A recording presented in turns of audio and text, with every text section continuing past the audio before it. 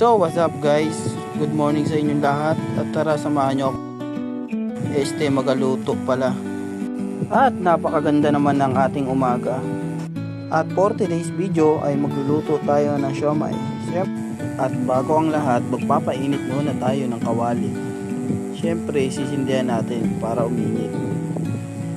At habang iniintay nating uminit ang kawali, pakyut muna tayo sa camera. Sheesh! At so ayun, after 1,000 years uminit ang ating kawali. At syempre ilalagay na natin ang ating mantika. At syempre buksan na natin ang ating pambansang siomai.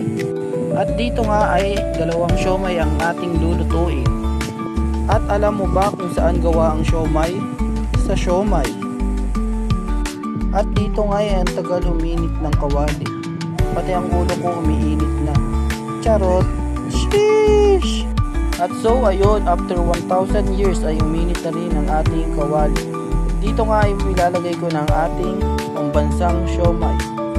At habang inilalagay ko ang ating pambansang siomai, bigla akong napaisip, mahal niya pa ba ako?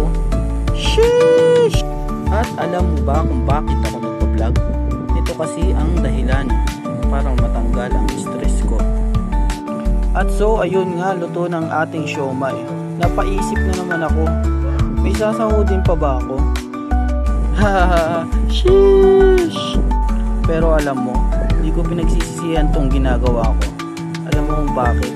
Darating din yung panahon na ako naman ang aahon. At so ayun nga, luto ng ating siomai. At dito nga'y nakakaramdam na ako ng gutom. Kaso nga, wala pa palang sinaing. Agoy! At syempre, huwag niyong kalimutan mag-follow, comment, share, react. At so ayun guys, hanggang dito na lang tong video na to. Salamat!